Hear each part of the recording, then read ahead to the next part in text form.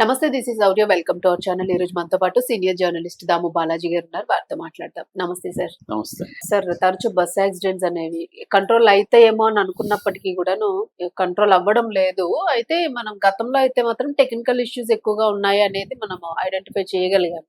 But ఇప్పుడు ఏంటంటే మళ్ళా యాక్సిడెంట్ అనేది ఏదైనా ఫాగ్ అది ఉండడం వలన, లేదు ఏదైనా టెక్నికల్ ఇష్యూనా చాలా మంది కూడా మృతి చెందారు అని చెప్తూ ఉన్నారు. ఏమైంది సార్? బెంగళూరు దగ్గర ఒక దారుణమైన స్లీపర్ బస్సు మన కర్నూలు దగ్గర ఎలాగ జరిగిందో అలాగే స్లీపర్ బస్సు దగ్ధమైపోయింది. దాదాపు 20 మంది సజీవ దహనం అయిపోయారు. ఇంకొంతమంది కూడా సీరియస్ గా గాయాలయ్యి హాస్పిటల్లో జాయిన్ అయ్యారు. వాళ్ళల్లో కూడా కొంతమంది చనిపోయే అవకాశాలు ఉన్నాయని చెప్తున్నారు. మొత్తం బస్సులో 40 మంది ప్రయాణిస్తున్నారు. ఈ బస్సు వచ్చి ప్రైవేట్ ట్రావెల్స్, సీబోర్డ్ ట్రావెల్స్ అంటారు. ఇది బెంగళూరు నుంచి శివమొగ్గ అంటారు, శివమొగ్గ అని కూడా పిలుస్తారు. శివమొగ్గ వెళ్తుంది, అక్కడ నుంచి గోకర్ణ కూడా వెళ్తుంది అనమాట. ప్రైవేట్ స్లీపర్ బస్సు, మామూలుగా రెగ్యులర్ ట్రావెల్స్ సీబోర్డ్ ట్రావెల్స్.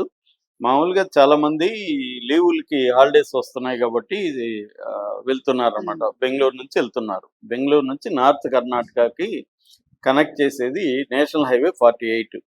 ఆ నేషనల్ హైవే 48 లో జరిగింది అనమాట.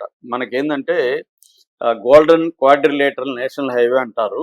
అది 5,846 కిలోమీటర్లు ఉంటది.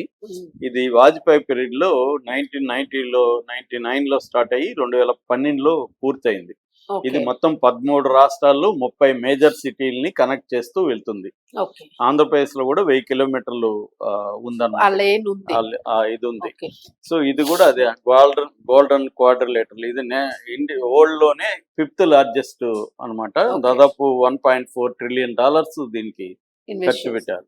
సో ఎక్కువగా ఈ గోల్డెన్ క్వాడ్రిలేటరల్ యాక్సిడెంట్లు ఎక్కువ జరుగుతుంది. ఆ మధ్య BBC కూడా ఒక డాక్యుమెంటరీ దీని మీద తీసింది అనమాట.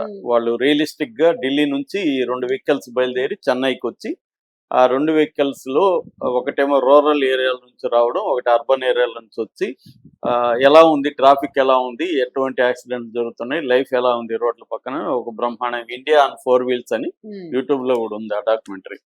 సో ఈ యాక్సిడెంట్లు అలా ఎక్కువ జరుగుతుంటాయి అనమాట. సో ఇక్కడ ఎలా జరిగిందంటే ఇది అర్లీ మార్నింగ్ జరిగిందండి. ఈ రోజు అర్లీ మార్నింగ్ ఒక 4:30 మధ్య జరిగింది.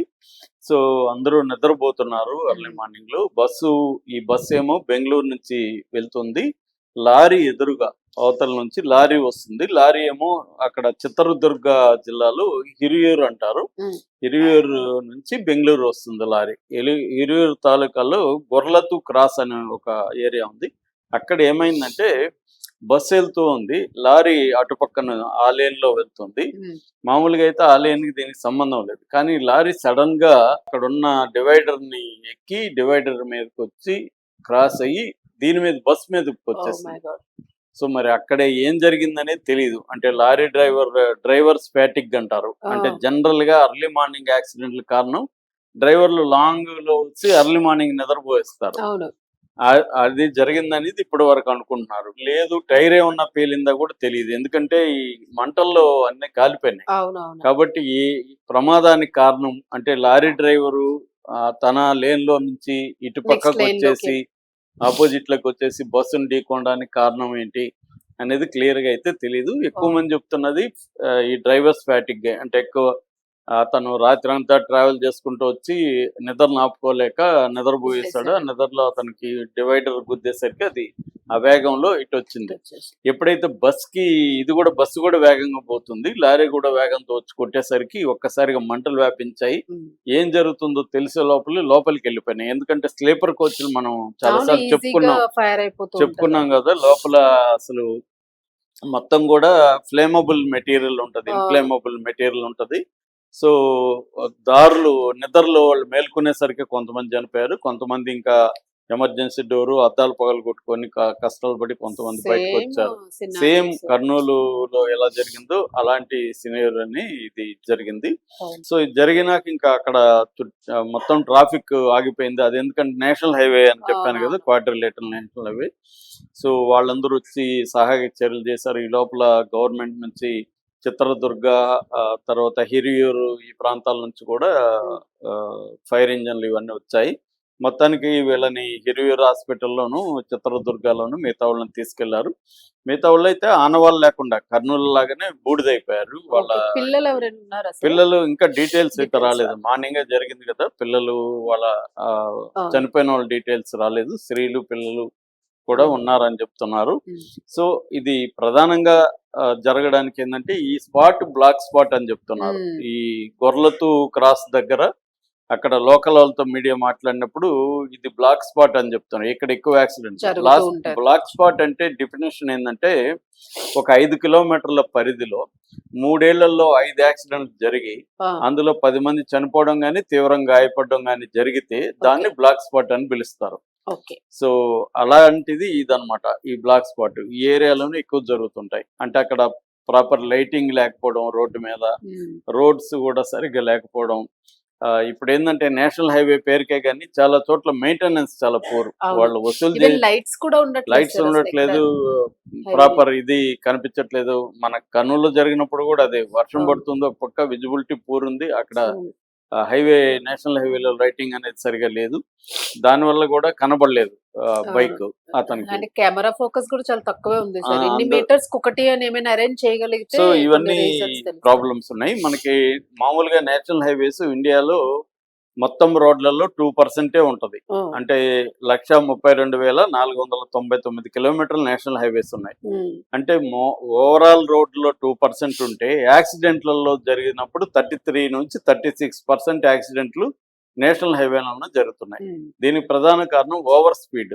ఎందుకంటే మన వాళ్ళు వెహికల్స్ అడ్వాన్స్డ్ వెహికల్స్ వచ్చేసాయి. ఓవర్ స్పీడ్ ప్రధానంగా. రెండోది డ్రైవర్స్ ఫ్యాటిగ్. అవును. సో ఇది 2 కారణాలు ప్రధానంగా చెప్తున్నారు. మనకి 2023లో తీసుకుంటే 4,80,583 యాక్సిడెంట్స్ జరిగాయి. అందులో చనిపోయిన వాళ్ళు 1,72,890 మంది చనిపోయారు.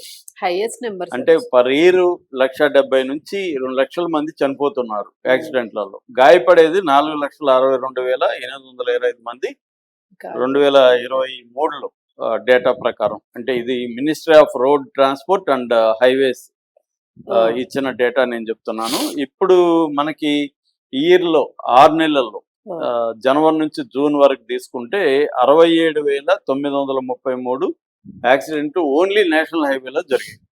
నేషనల్ హైవేలోనే ఈ యాక్సిడెంట్లలో 29,000 మందికి పైన చనిపోయారు అనమాట. ఏది 6 నెలల్లో.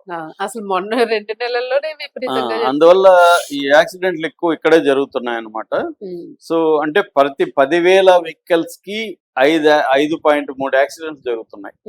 మన ఎకనామీ పరంగా తీసుకుంటే జీడిపిలో 3-5% కాస్ట్ పడుతుంది. ఎకనామీలో దెబ్బ కూడా తగ్గుతుంది. సో యాక్సిడెంట్ నివారణ కోసం అనేక ప్రయత్నాలు చేస్తున్నారు.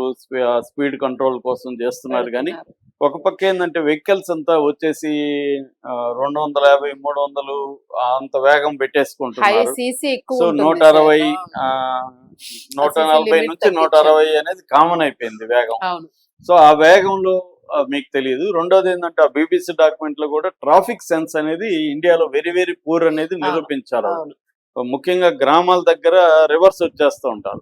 మన ఆయన ఎవరు హరికృష్ణ వాళ్ళ కొడుకు చనిపోయింది కూడా జానకిరామ్ అలాగే. అంటే ఈయన వెళ్తున్నాడు, ట్రాక్టర్ అడ్డంగా వచ్చింది. ఈ వేగంలో ఆయన అదుపు చేసుకోలేకపోయాడు.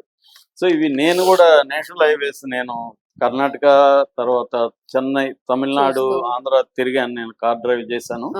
నేను కూడా అనేకం చూశాను. ఎద్దల బండ్లు వచ్చేస్తుంటాయి, మనుషులు వచ్చేస్తుంటారు, పశువులు వచ్చేస్తాయి. చాలా హైవేల దగ్గర ఉన్న గ్రామ ప్రజలకి స్పీడ్ సెన్స్, ఓల్డ్ సెన్స్ ఉంటది. అంటే 40-50కి వాళ్ళు అలవాటు అయింటారు. ఎద్దుల బండి స్టేజ్ లోనే ఇంకా వీళ్ళు 160 అనేది ఎక్కడో వస్తుంది అనుకుని రోడ్డు దాటుతాడు, ఆ వేగంతో కొట్టేస్తారు. అందువల్ల చాలా నేషనల్ హైవేల పక్కన ఉన్న గ్రామ ప్రజలు ఇక్కడైతే హైదరాబాద్ దగ్గరలో ఒకే గ్రామంలో 40 మందికి పైన చనిపోయారు ఇలాగే రోడ్డు ఇది. అట్లాగే మధ్యలో పశువులను మేపుతుంటారు. సో అందుకని వెళ్ళే వాళ్ళు ఏంటంటే ఇంటర్నెట్ లో వెళ్ళి సెర్చ్ చేసి ఈ హైవేలో ఎలాంటి ప్రాబ్లమ్స్ ఉన్నాయి, పశువులు ఎక్కడ ఉన్నాయి, ఇవన్నీ పెడతారు. చెక్ చేసుకొని ముందుగా ప్రిపేర్ అయ్యి వెళ్ళాలి. గ్రామాలు వచ్చినప్పుడు స్లో చేసుకోవడం ఇవన్నీ చేయాలి. మొన్న కూడా మనకు ఒక మెడికల్ స్టూడెంట్ ని చంపేశారు ఎల్బీ నగర్, హైత్ నగర్ దగ్గర ఆ వేగంతో. సో వేగంగా పోవడం అనేది ప్రధానంగా నేషనల్ హైవేలో జరుగుతున్నాయి. సో ఇది కూడా అలాంటిదే. పాపం ఫెస్టివల్ కోసం ఇంటికి పోతున్న 40 మంది కూడా ఇప్పుడు 20 మంది ఇప్పటి వరకు చనిపోయారు. మిగిలిన వాళ్ళు ఇంకొక 20 మంది సీరియస్ గాయాలు ఉన్నారు. ఇంకో 4 చనిపోయే అవకాశాలు ఉన్నాయని చెప్తున్నారు. Thank you sir. Thank you.